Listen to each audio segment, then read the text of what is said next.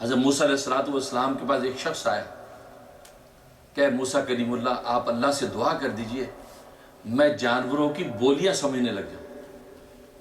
حضرت موسیٰ علیہ السلام نے فرمایا کہ دیکھو اللہ کی حکمت پر ایمان رکھو، اللہ کی مشیت یہی ہے کہ انسانوں کو حیوانوں کی بولیوں کی خبر نہیں ہے، اسی پر تم جو ہے وہ سر تسلیم خم کرو۔ کہا کہ نہیں میرے گھر میں جانور ہیں، مویشی ہیں، میرا جی چاہتا کہ آپس میں بولتے ہیں، کیا بولتے ہیں، کیا باتیں کرتے ہیں، بہت اصرار کیا۔ آپ نے بار بار منع کیا کہ اسی میں خیر ہے کہ جو تجھے علم نہیں ہے کہ یہ کیا ہو رہا ہے زمانے میں، نہیں مانا۔ آپ نے دعا کر دی۔ اب یہ گھر گیا، جب گھر گیا تو صبح سویرے جیسے گھروں میں جھاڑو دیتی ہے صحن کے اندر، آج کل تو ویکیوم کا زمانہ ہے، پہلے زمانوں میں چکو دیہاتوں میں ہمارے جھاڑو دے رہے ہیں، پورا صحن کمرے صاف کر کے صحن صاف کر کے باہر کے دروازے کوڑا باہر نکال رہے ہیں، باہر سے آ کے جمع دار اٹھا کے لے جائے گا۔ اب وہ جھاڑو جب دی ہے تو روٹی کا ایک ٹکڑا اس کے اندر اس کچرے کے اندر آیا، جب جیسے باہر گرا ہے تو گھر کے اندر مرغ تھا، مرغ اڑ کے گیا، اس نے وہ فوراً روٹی کا ٹکڑا اٹھایا اور اندر لے آیا۔ دروازے پہ کتا بیٹھا تھا اور کتا اسی روٹی کے ٹکڑے کے انتظار میں کہ ذرا صفائی ہوگی کیونکہ وہاں سے کوئی ہڈی روٹی مل جائے گی۔ اب یہ اٹھا کے اندر لیا تو کتا اس کو بولا، کہا کہ بڑا حریص اور لالچی ہے تو ہر وقت اندر گھومتا کچن کے ارد گرد، کہ دانہ چگتا کہ روٹی چگتا ہے، کھاتے ہوئے وہاں سے ان کا اناج چگتا ہے۔ ایک روٹی کا ٹکڑا باہر میرے پاس آیا، میں چوکٹ پہ بیٹھا اسی کا منتظر تھا، تو اٹھا کے اندر لے گیا، تو یہ شرم نہیں آتی؟ تو مرغ نے کہا نہیں تو ناراض نہ ہو بھائی، بس ایک دن انتظار کرو، اس لیے کہ یہ جو مالک ہے، یہ جو گھوڑا ہے یہ آج مرنے والا ہے، شام میں اس نے مر جانا ہے، اور کل کو جو ہے وہ افسوس کرنے والے بھی آئیں گے کیونکہ بڑا آدمی ہے تو کوئی کھانا وانا بھی پکے گا، اور یہ گھوڑا ظاہر ہے کہ یہاں پہ صحرا میں پھینکیں گے تو گوشت ہی گوشت ہے، جتنا چاہے کھانا تھا۔ اب یہ بات اس نے سن لی، وہی گھوڑا مرنے والا، جلدی سے مار پکڑی، اس کی رسی پکڑی، منڈی میں لے کے اب بیچ دیا، 1000 درہم میں بیچ دیا۔ بڑا خوش واپس آ رہا کہ حضرت موسیٰ کہتے تھے کہ علم نہ ہونے میں خیر ہے، یہاں تو کہ علم ہو گیا، بچ گیا بھائی، 1000 کا نقصان ہو جاتا، گھوڑا بیچ دیا، خوش ہو گیا واپس آ گیا۔ اب اگلے دن پھر جھاڑو دی، اسی طریقے سے کوڑا جب باہر نکلا ہے تو روٹی کے ٹکڑے کچھ باہر گئے، تو یہ مرغا پھر کودا اور جا کے روٹی اٹھا کے اندر لے آیا۔ اب تو کتے نے خوب گالیاں دی اس کو، کہا کہ تو واقعی ملعون کمینہ ہے، تو نے مجھے کل کہا تھا کہ گھوڑا مرے گا، کہاں مرا گھوڑا؟ کچھ بھی نہیں ہوا، کہ یہاں کوہرام مٹ جائے گا، بڑے بڑے لوگ یہاں آئیں گے، یہاں کچھ بھی نہیں ہوا، اور آج روٹی کا ٹکڑا میرا حق یہاں پہنچا، تو نے پھر وہ بھی اٹھا لیا۔ اس نے کہا بھی معافی چاہتا ہوں یار، وہ اصل میں اس نے کل بھیج دیا گھوڑا، لیکن اس کی اب غلام کا نمبر، اس کا غلام مرنے والا، اور غلام آپ کو پتہ ہے یہ سردار کا غلام ہے، تو قریب قریب کے گاؤں کے لوگ بھی تعزیت کے لیے آئیں گے، تو کھانا وانا پکے گا تو انشاءاللہ وہ کڑوی روٹی میں سے تجھے بھی مل جائے گا، کوڑی روٹی ہوندے نا برنتے، کوڑی روٹی کو ہو گئے، کوڑی روٹی پکے گی، چپ ہو گیا، کیونکہ کتے کی یہ خاصیت صبر ہے اس کے اندر۔ اس نے یہ بات سنی کہ اوہو غلام مرنے والا، اس نے غلام کا ہاتھ پکڑا، منڈی میں جا کے بیچ دیا۔ اس نے کہا یار موسیٰ کہتے ہیں کہ علم نہ ہونا بہتر ہے، یہاں تو دیکھو علم ہے تو بچت ہو گئی، بڑا خوش، واپس آ گیا۔ اللہ اکبر۔ اللہ تعالیٰ بھی انسانوں کو سمجھانے کے لیے کیسے عنوان قائم کرتے ہیں، کیونکہ ہم سمجھتے نہیں نا، ہم ہر چیز مشاہدے سے دیکھنا چاہتے ہیں۔ جب مخبر صادق جب کہہ دے کہ یار یوں ہے بس مان لیں، یہ تو قسمت والوں کی بات ہے۔ اللہ اکبر۔ باب العلم والقضاء، حضرت علی مرتضیٰ رضی اللہ تعالیٰ عنہ فرماتے ہیں کہ رب کعبہ کی قسم، سرکار دو عالم صلی اللہ علیہ وسلم نے عالم غیب کے بارے میں ہمیں جو بتایا ہے کہ جنت ایسی جہنم ایسی ہے، ہم آپ کے کہنے پہ ایسا ایمان لے آئے ہیں، ایسا ایمان لے آئے ہیں، اگر آج اللہ سارے پردے غیب کے ہٹا کے کھلی جنت دوزخ ہمیں سامنے دکھا دے تو ہمارے ایمان میں ایک رتی اضافہ نہیں ہوگا، کیونکہ نبی کے کہنے پہ ہم ایمان کی آخری سیڑھی عبور کر چکے ہیں۔ نبی کے زمان پر ہمیں اتنا اعتماد ہے، ہم تو آخری سیڑھی ایمان کی عبور کر چکے ہیں، اگر اللہ جنت دکھا بھی دے تو ہمارے ایمان میں کوئی فرق پڑنے والا نہیں۔ یہ تھے صحابہ، نبی کے کہنے پہ مان دیے تو مان دیے، بات ختم۔ ایک مرتبہ ایک یہودی کا جھگڑا ہو گیا نبی پاک صلی اللہ علیہ وسلم کے ساتھ کہ جی آپ پر میرا اتنا قرضہ تھا، آپ نے دیا نہیں، آپ نے فرمایا کہ بھائی میں نے تمہارا قرضہ دے دیا. کہا نہیں, گواہ لائیے. اتفاق سے اس وقت کوئی گواہ تھا نہیں, نبی پاک صلی اللہ علیہ وسلم آیا, آپ نے دے دیا.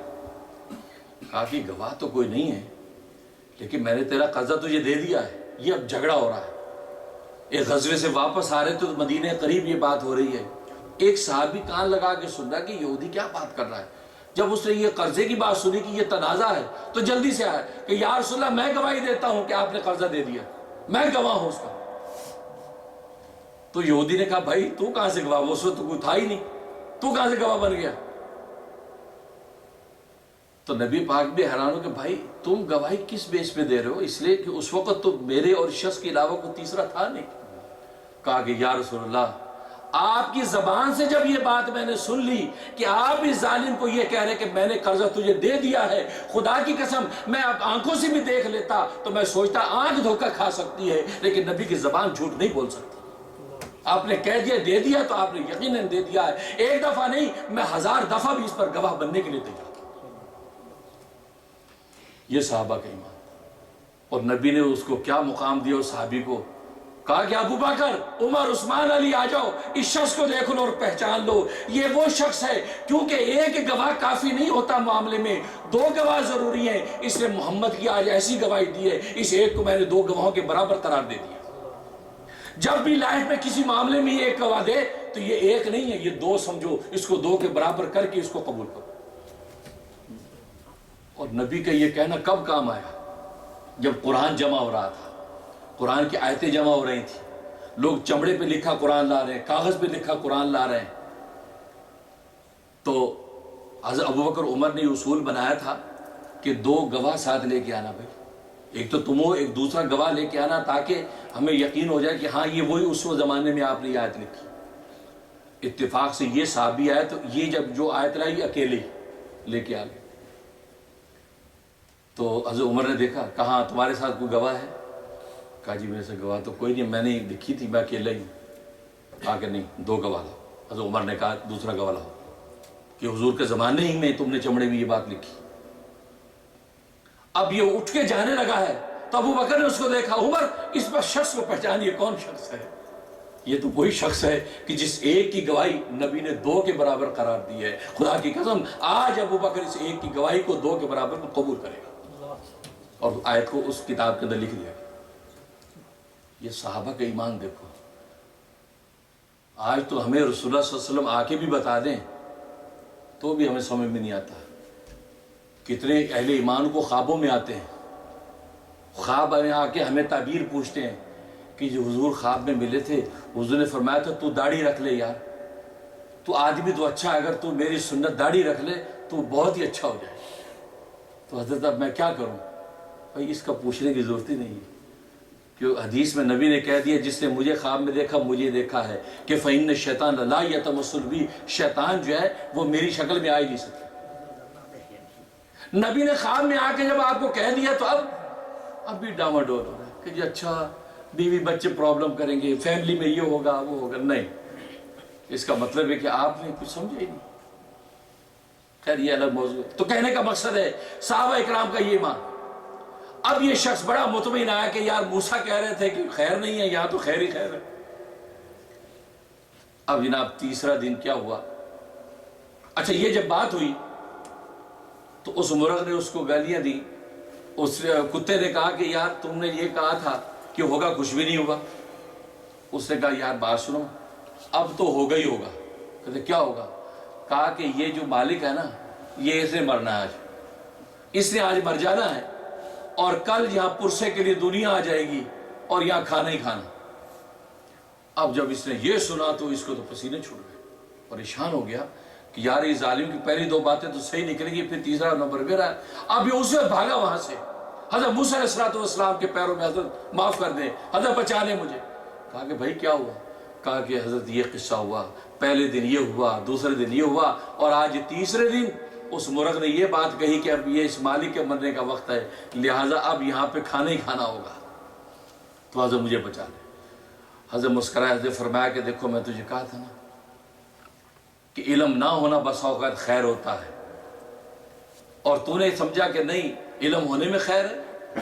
یہ جو علم تھا اس کی وجہ سے تو نے کیا حرکت کی؟ کہا کہ حضرت مجھے موت سے کیسے بچائیں گے؟ کہا کہ رب کعبہ کی قسم، ہوا اصل میں یہ تھا کہ تیرے گھر میں کسی آفت مصیبت کا فیصلہ تقدیر میں ہو چکا تھا، اللہ تبارک و تعالیٰ نے یہ طے کیا اس کی مصیبت اس کے گھوڑے پہ اتار دو، اس کا گھوڑا مر جائے لیکن اس کی نسلیں بچ جائیں۔ لیکن تو نے گھوڑا بھیج دیا، اس کے بعد یہ فیصلہ ہوا کہ اس کے غلام کی ہلاکت ہو جائے لیکن یہ خاندان سارا بچ جائے، اس کی نسلوں کی نسلیں محفوظ ہو جائیں، لیکن تو نے غلام بھیج دیا، اب مصیبت آسمان میں منڈلاتی رہی، تیسرا تو شخص رہ گیا تھا، اب یہ مصیبت تجھ پہ اترنی ہے، اب تو نے مرنا ہی مرنا ہے، اب مرے بغیر کوئی چارہ نہیں۔ دیکھا علم نہ ہونا کتنا مفید ہوتا کہ گھوڑا مر جاتا، کار کا ایکسیڈنٹ ہو جاتا ہے، انسان کار ٹوٹ جاتی خود بچ جاتا ہے، گھر کی کوئی دیوار گر گئی ہو جائے خود بچ گئے۔ یہ اللہ میاں تقدیر کے فیصلوں کو موڑ دیتا ہے کہ انسانوں کو بچاؤ، اس لیے کہ اللہ کو مومن کی زندگی بڑی عزیز ہے، اپنے حق معاف کر دیتا ہے لیکن اللہ یہ کہتا ہے کہ مومن زندہ رہنا چاہیے۔ کہتے اب میں کیا کروں؟ حضرت موسیٰ نے کہا بس اب تو سجدوں میں گر جا، توبہ کر گناہوں کی، موت کا فیصلہ تو ہو چکا ہے لیکن پیغمبر کی صحبت سے تجھے بس فائدہ یہ ہوا کہ مرنے سے پہلے تجھے توبہ کی توفیق ہو جائے گی، لہذا اب اللہ سے توبہ کر اور اللہ کی طرف جانے کی تیاری کر۔ تو دیکھیں محدثین نے لکھا ہے کہ علم نہ ہونا کتنی بڑی خیر تھی۔ آج کتنی چیزوں کا ہمیں علم نہیں ہے، یہ اللہ تبارک و تعالیٰ کی طرف سے بہت بڑی خیر اور نعمت ہے۔ ہر چیز کا علم ضروری نہیں، اس سے بہتر غلط علم ہو، اس کے بجائے آپ کو علم نہ ہو وہ بہتر ہے۔ اس سے حدیث میں علم نافع، دعا بھی یہ کہ اللہم انی اسألک علما نافعا، اے اللہ مجھے علم نافع عطا فرما، علم نافع دے دے۔